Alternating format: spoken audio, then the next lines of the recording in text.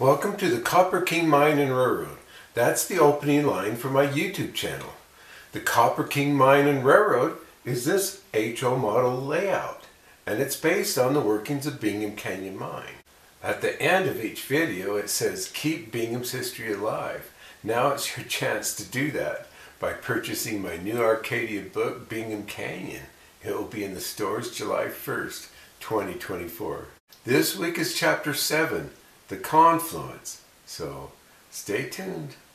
Bingham Canyon, Chapter 7, the Confluence. Up Main Street to the Confluence where Bingham Canyon split off, right up to Highland Boy and left up to Copperfield. This spot was filled with iconic structures that would be landmarks in Bingham. One of the most famous was the Bingham Mercantile store. It sat on the corner of Main Street and Car Fork, serving both canyons. It's the spot that everyone knew. Meet me at the Bingham Merc. It was a gathering place. People gave speeches, bands played. Abbott and Costello and Shirley Temple sold war bonds here. This image shows the Bingham Mercantile. Charles Adderley and his partners established Bingham Mercantile in 1897. Charles Adderley will buy out his partner's shares and build a new store in Car Fork, Maine, October 1904. The store's shape was designed to serve both canyons. The roofline was distinctive, easily spotted in any photograph. Across the street, another famous structure at the Confluence was the City Hall building. The jail was in the back. The building had a reddish-orange colored brick. The color and architecture made the building stand out. The City Hall building was built around 1907. It was one of the last standing buildings in Bingham. The Copperfield Tunnel was a landmark in Bingham that everyone knew. When visiting the mine, people traveled through the tunnel to get to the observation platform in Copperfield. The tunnel was one-way traffic. At each end there was a signal light to control the vehicle's turn up or down. There was a pedestrian walkway that was elevated from the road and a large fan for the fumes. The tunnel was completed in 1939. The mine's expansion took out the main road that once led to Copperfield, so they had to build this tunnel.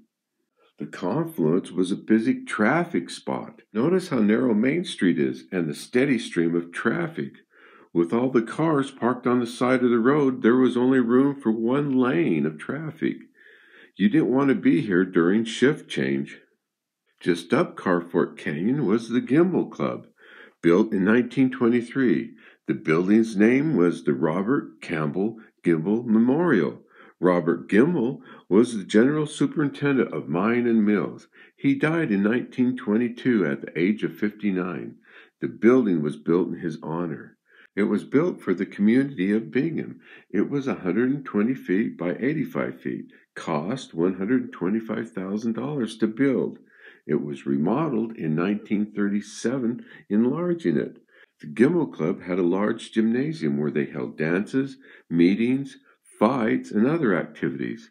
They had club rooms, and the basement had a bowling alley. The people loved this place. It was built for Utah Copper employees, but no one was turned away. Next to and towering above the Gemmell Club was the Car Fork Bridge, or A-Line Bridge. It was 680 feet long and 225 feet high. A steel curved bridge. Completed June 1911. The early mine levels were named letters. A level, elevation 6340, was the bottom level of the mine for many years. The Car Fork Bridge was part of the Bingham and Garfield Railroad. Utah Company owned and operated. It was the main line to the mills. From here on up Car Fork Canyon, 6 more large viaducts or bridges would dominate the skyline. For a short time, the Bingham and Garfield Railroad was a common carrier and had passenger service to the mine from 1911 till 1921. Since the passengers came to the mine at the elevation of 6340 to get the people down to the canyon floor, they built this vertical tram. Or you could take the killer stairs. The tram had a 21% slope with a 150-foot vertical rise, pulled by a cable. Across the canyon from the vertical tram and above the confluence, on the hillside, Utah Copper built houses of copper heights. The hill separated the main canyon from Carfork Canyon. 6 houses were built here in 1917. The houses had landscape yards with lawns and trees, a luxury in Bingham.